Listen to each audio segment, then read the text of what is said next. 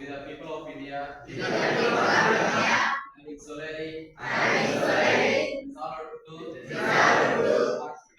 constitute India a socialist, secular, democratic republic to all its citizens. Justice, social, economic, political, liberty of thought,